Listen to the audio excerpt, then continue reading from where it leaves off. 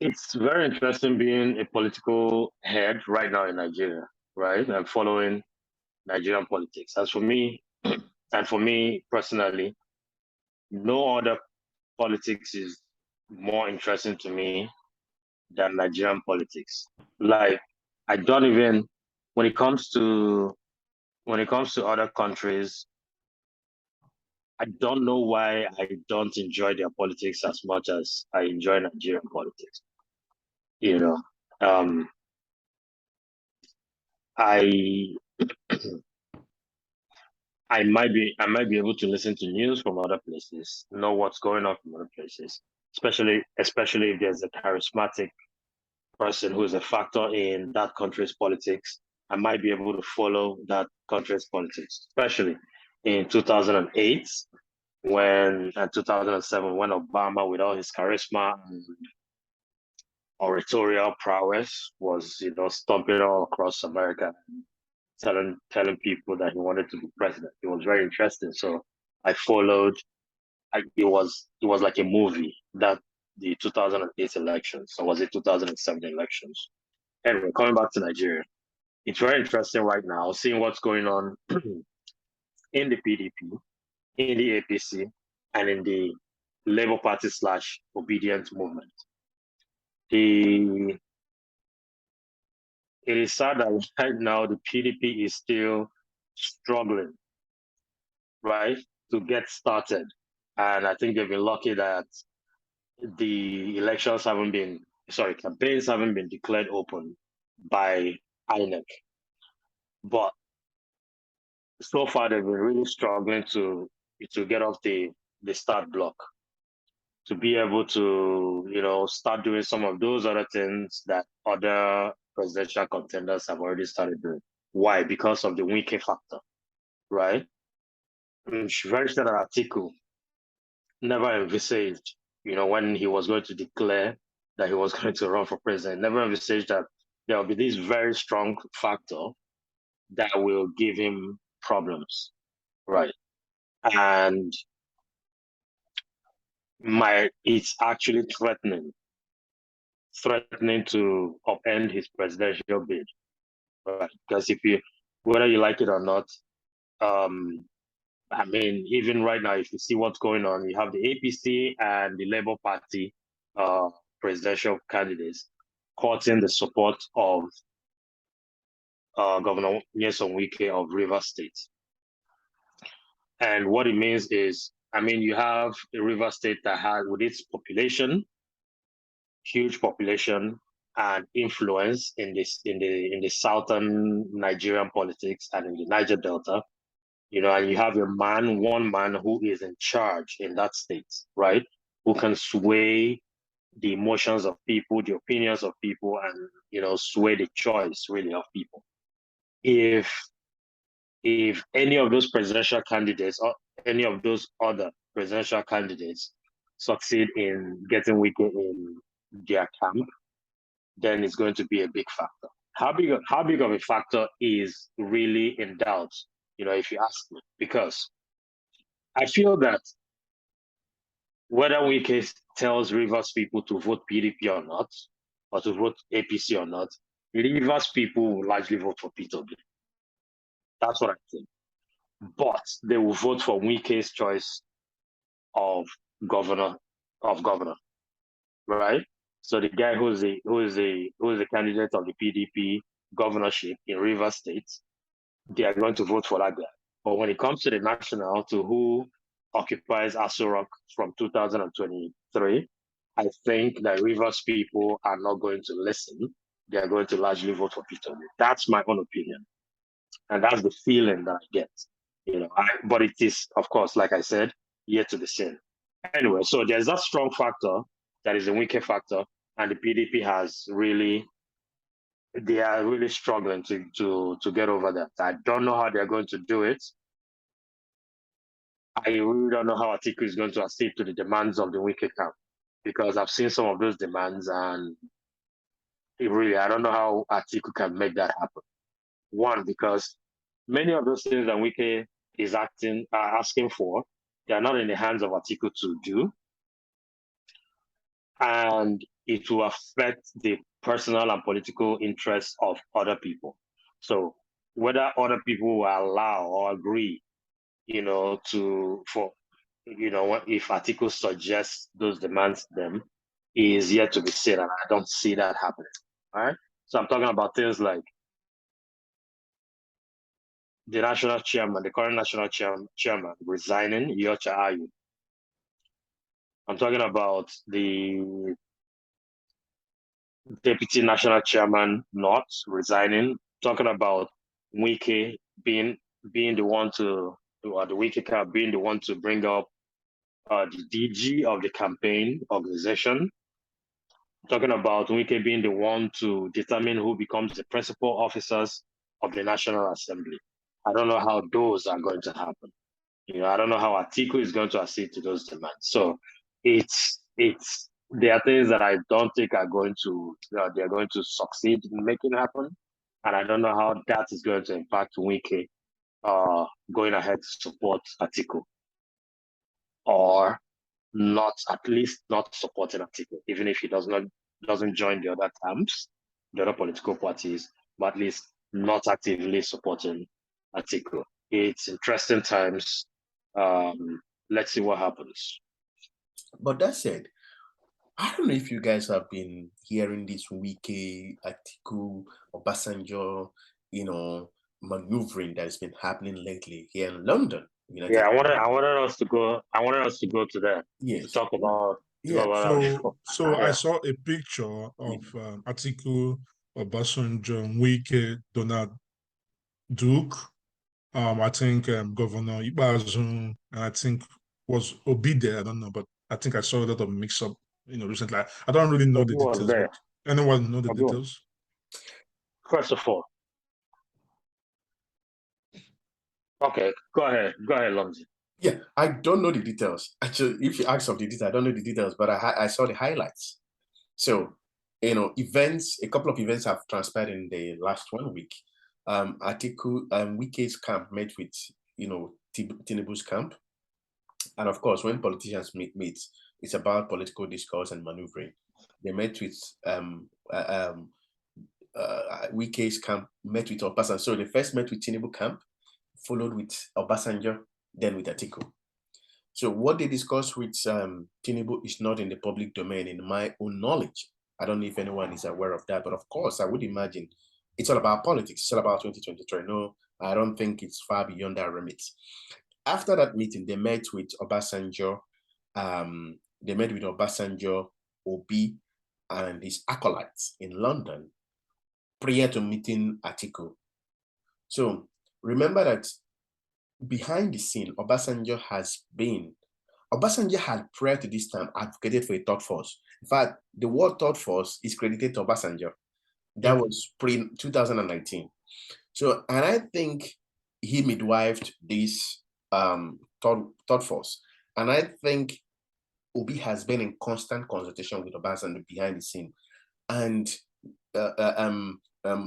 strong opinions have it that Obasanjo was instrumental to Dati Ahmed being chosen as Obi's running mate. So why am I giving this background information? So for Obasanjo to have been present in this meeting prior to meeting Atiku means that there is some discussions about political maneuvering, because we know that APC is strong, no doubts about it. And we need that, laws of physics tells us that, we need a stronger centrifugal force to overcome the centripetal force of APC to get out of this political quagmire. And for us to generate that centrifugal force, political center, we need to use all resources, everything in our arsenal to make sure that that happens, even when it means reaching compromises. Of course, in politics, there must be give and take, there must be compromises, because it's about, there are stakeholders, there are consultations, and politics is like marriage. You can't have it all on your own terms. There must be give and take. And I think this is what Obasanjo is good at. And I think this is what Obasanjo, as an elder statesman, is trying to midwife behind the scenes. Has this happened? I do not think so. So after that meeting with Obasanjo, Obi, and his acolytes, they met with Atiku. Wike has insisted and has continued to insist that Ayo, the PDP chairman, resigns on account of two principal reasons. One, he wasn't neutral and transparent as he was supposed to be. And secondly, now that Atiku has emerged from the north, the principal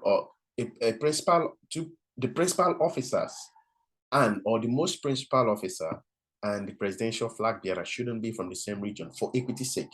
And there are two reasons I think are legitimate and reasonable to argue and to ask for. That hasn't happened. The chairman has continued to reject that call.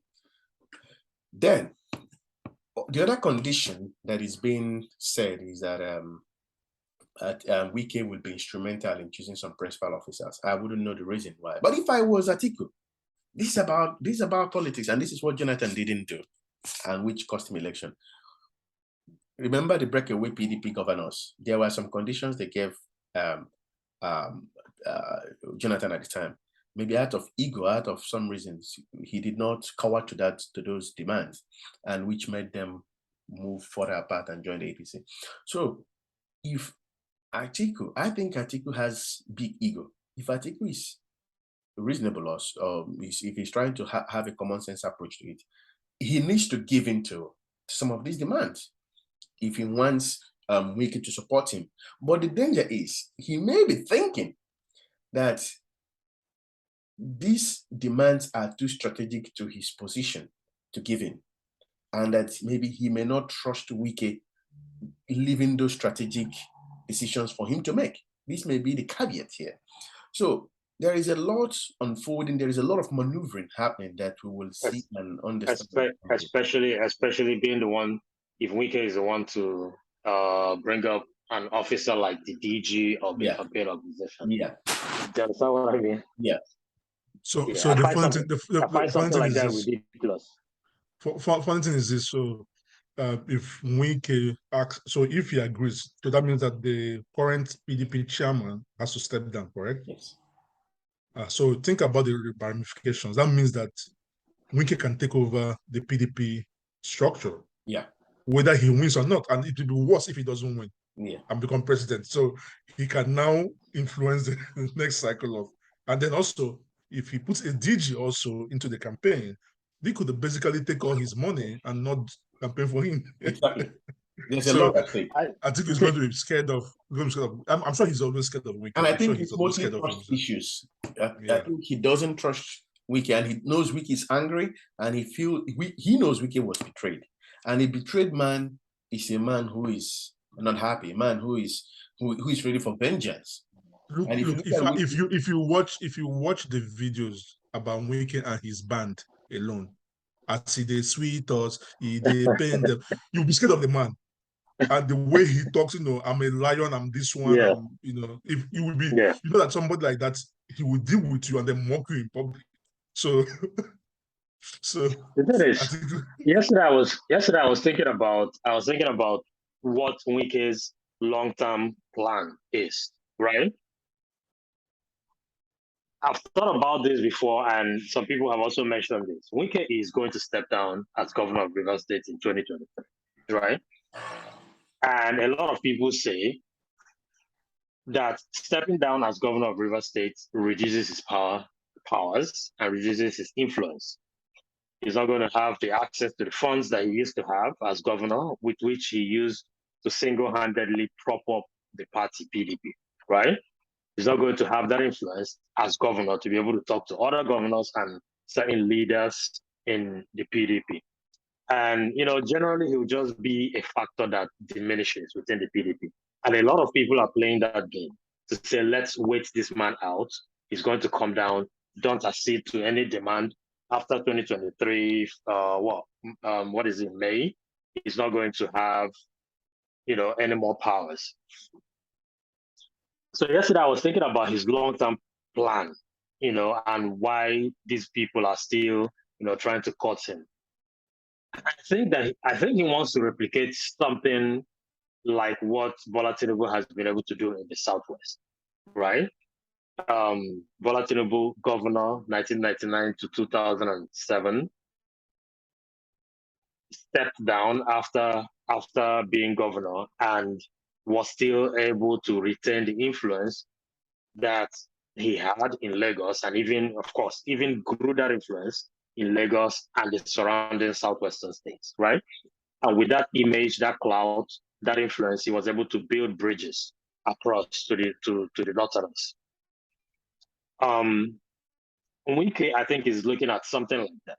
It might not be exactly like that because I don't know if he will be able to successfully influence some of those other states that are in the Niger Delta or in the South, namely Edo Delta, Akwa Ibom, Cross River, and Bayelsa.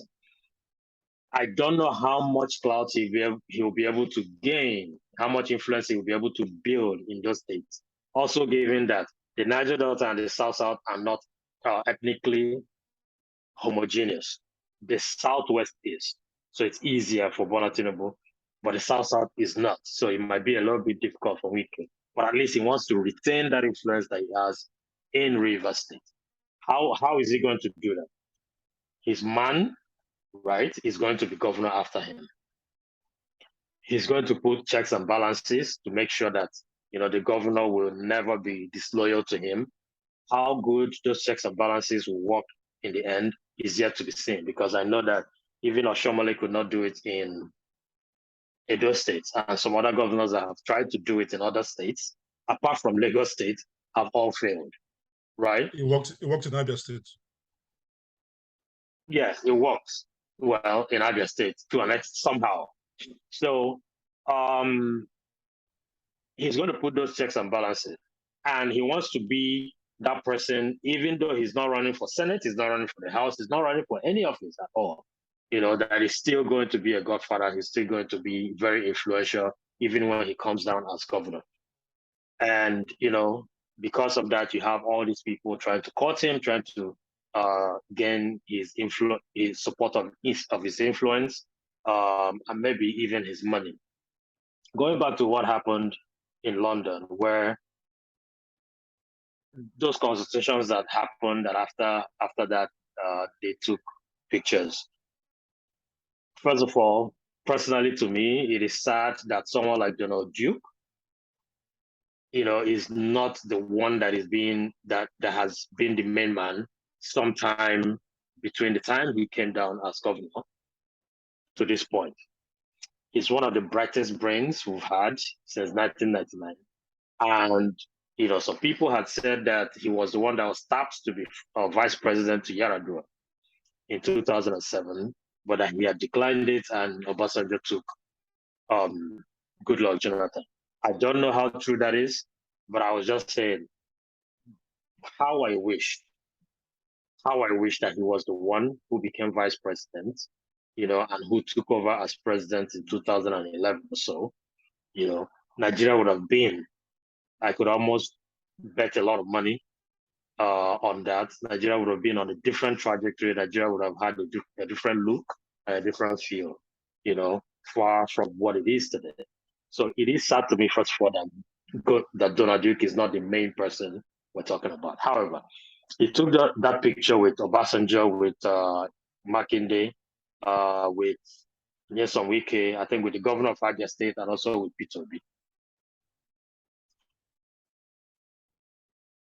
I have the feeling, and also from what I've read, that Obasanjo is really interested in seeing Peter Obi become the president of Nigeria. Because no matter what you can accuse Obasanjo of doing, I think his level of patriotism is higher than that of any other leader that has been there after him up to this point. Yep. And there are certain things that Obasanjo does not play with. Right? Going back to the picture, I think that Obasanjo wants Peter Obi. That's the feeling that I get. Do I have tangible facts? No, I don't. And I think that he's trying to sell Peter Obi to these other people who are entrenched in the PDP and APC. The masses have already bought Peter Obi, especially in the Southeast, in the South, in large parts of the Southwest. Some people say in some parts of the Southwest, but I think in large parts of the Southwest, especially among the youth population, and especially given that Lagos has the population of the rest of the Southwest combined, right? And also in some parts of the North Central. He needs to get into the Northwest and Northeast and the rest of the Southwest and the rest of the North Central. So of course, every help that he can get right now is going to be very, very, beneficial to his campaign and to his ambitions. But like I said, summarily, Obasanjo, I think, wants P2B and is trying to sell P2B. And Wike is playing his cards, close to his chest.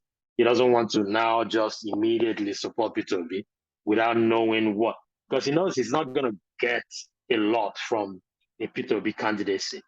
He can get a lot, from remaining in the PDP and from those things I've already described. If he plays his cards right, becoming the ultimate godfather of the PDP is going to be more beneficial to him than, P2B becoming the president of Nigeria. Of course, to us, the masses, we might be looking at it as P2B is going to be more beneficial to us. You understand? So it's an interest game.